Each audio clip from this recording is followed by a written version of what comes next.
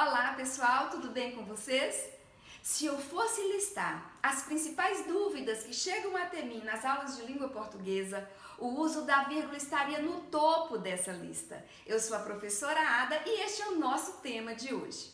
As pessoas se acostumaram a confundir vírgula com o compasso da respiração e, baseadas nesse equívoco, algumas usam muitas vírgulas e outras quase não usam, porque a nossa respiração, o nosso fôlego é diferente. Eu convido vocês agora a pensarem no uso da vírgula, relacionando-a à função que ela exerce na frase. Então, pensando nisso, vamos analisar o primeiro exemplo. Não confie, não confie. É claro que olhando para mim em áudio e vídeo, verificando as minhas expressões faciais e tom de voz, facilmente você verifica o que está desestimulando e o que está estimulando a confiança.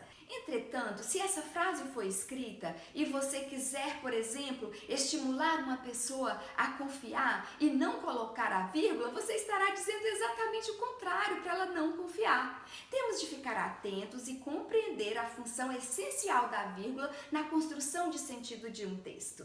Vamos às regras então, porque elas nos ajudam muito nessa tarefa. A primeira regra, gente, é uma proibitiva e eu digo a vocês, é a única que a gramática traz. A regra diz o seguinte: é proibido separar o sujeito do verbo e o verbo do objeto. Vejam um exemplo. Os alunos do 7º ano do Colégio Nossa Senhora das Dores convidam a comunidade acadêmica para a apresentação dos trabalhos. Então, nós temos um sujeito, os alunos do 7º ano do Colégio Nossa Senhora das Dores, que é um sujeito longo. Isso demanda da pessoa uma respiração quando ela termina de falar. Dores, a vontade de colocar uma vírgula. E aí, o que vai acontecer? Ela vai separar o sujeito do verbo convidam. Um equívoco, isso é considerado erro pela gramática. Do mesmo modo, eu não posso separar o verbo convidam dos outros termos da oração. Vamos agora a 4 regras que orientam o uso da vírgula, que eu tenho certeza que vão ajudar você a utilizar melhor esse recurso de comunicação. Vamos lá. A primeira regra está relacionada à enumeração de termos dentro de uma lista. Por exemplo, fui ao supermercado, comprei pera, vírgula, maçã, vírgula, banana e goiaba. Antes do e, eu não uso a vírgula. Certo?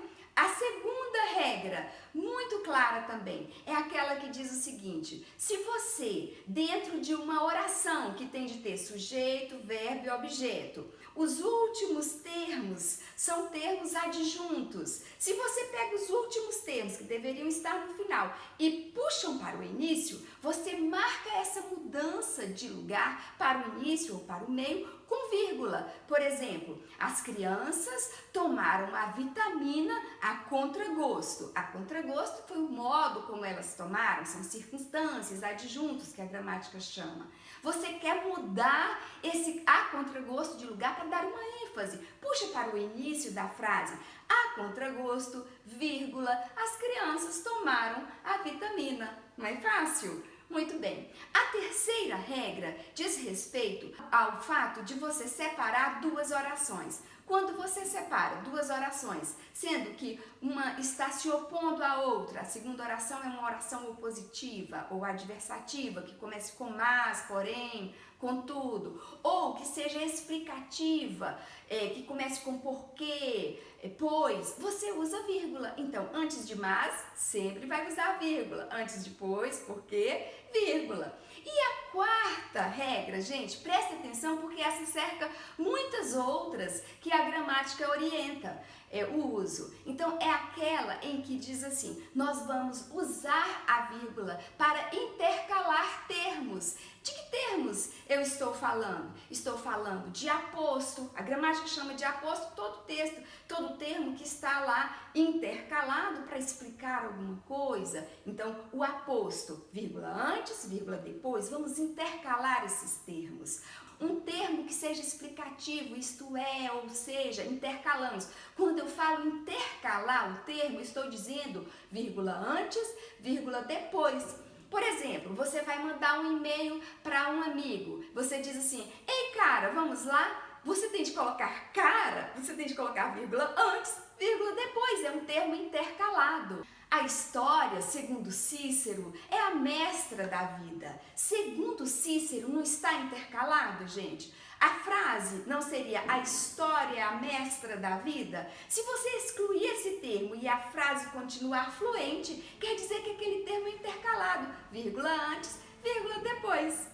E aí, gostou das dicas? Então inscreva-se no canal e faça com que outras pessoas também usufruam do nosso momento de aprendizagem. Curta e compartilhe. Até a próxima!